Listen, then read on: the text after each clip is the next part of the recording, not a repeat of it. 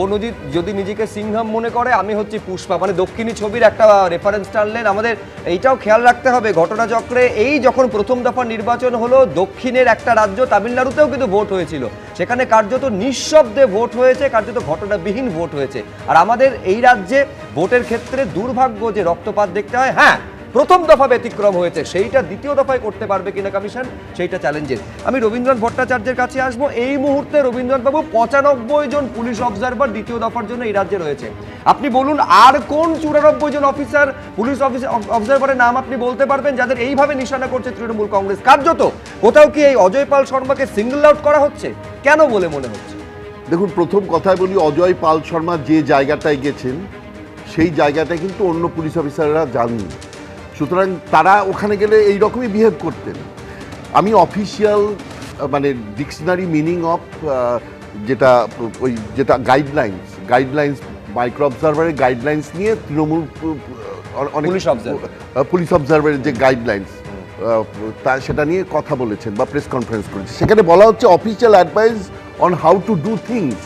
আরে official advice, তার মধ্যে ডিসক্রিপশন আছেই। এমন জায়গায় উনি গেছেন যেখানে 7 লাখ ভোটের মার্জিনে একজন এমপি বেরোন, এইটা হচ্ছে সেখানকার ঘটনা। এবং বিরোধী দলের কোনো লোক তারা ভোট দিতে যেতে পারেন না, এইটা অভিযোগ। বিরোধী দল বসে বসে কাঁদে, তাদের বিজেপি সিপিএম ভাই ভাই হয়েও কিছু করতে পারে না, কংগ্রেস সব ভাই ভাই হয়ে কিছু করতে পারে না। যে করবে তার বিরুদ্ধে এমন একটা জায়গায় যাবে, সেই রকম একটা জায়গায় এই অজয় পাল শর্মা গেছে। কোন জায়গাটা আপনি দেখলেন যে উনি ওনার এখতিয়ারের বাইরে গেছে? এই জিনিস যদি না করে তাহলে কালকে ওই অঞ্চলে শান্তিপূর্ণ ভোট হবে না। ওই সাজোয়া গাড়ি দেখি আমাদের চুপ করে বসে থাকতে হবে। এই রকম করা অফিসারই দরকার, তাকে মেলাইন করে লাভ নেই। বেশ, আমি চন্দ্রের কাছে আসবো, তবে তার আগে এই মুহূর্তে খবর পাচ্ছি অজয় পাল শর্মা আবার বেরিয়ে পড়েছেন রাস্তায়, আবার তিনি পৌঁছে গেছেন ফলতায়। সরাসরি পার্থপ্রতিম ঘোষ আমাদের প্রতিনিধি রয়েছেন। পার্থ, বাহিনীকে সঙ্গে করে নিয়ে, সিআরপিএফ এর আইজিকে সঙ্গে করে নিয়ে ফের কিন্তু সন্ধ্যেবেলা দেখছি অজয় পাল শর্মা তিনি বেরিয়ে পড়েছেন একেবারে ডায়মন্ড হারবার ফলতা বিভিন্ন জায়গায় দেখতে পাচ্ছি। সেখানে কিন্তু বিশাল বড় কনভয় নিয়ে আবারও বেরিয়ে পড়েছেন উত্তরপ্রদেশের আইপিএস অজয় পাল শর্মা এবং আমার সহকর্মী দিব্যেন্দু সিংহ। যে ছবি দেখাচ্ছে দেখতে পাচ্ছ, পরপর একের পর এক যে গাড়িগুলি রয়েছে সেখানে কেন্দ্রীয় বাহিনী রয়েছে এবং তার সঙ্গে হচ্ছে সিআরপিএফ এর আইজি রয়েছে, অজয় পাল শর্মা তিনি রয়েছেন।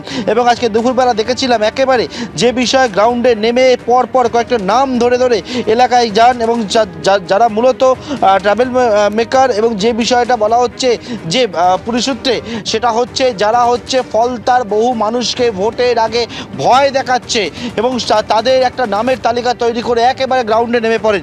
এবং গ্রাউন্ডে নেমে পড়ে উত্তরপ্রদেশে যিনি দাবাং অফিসার বলে পরিচিত, তিনি একেবারে কিন্তু রাস্তায় নেমে সেই সমস্ত গ্রামে গ্রামে ঘোরেন এবং যারা ভয় দেখাচ্ছেন তাদের খোঁজ শুরু করে দেন।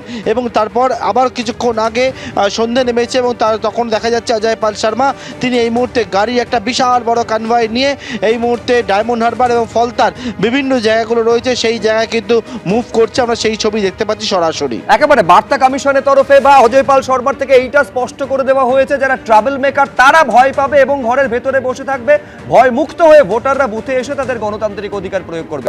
এবিপি আনন্দ, এগিয়ে থাকে, এগিয়ে রাখে।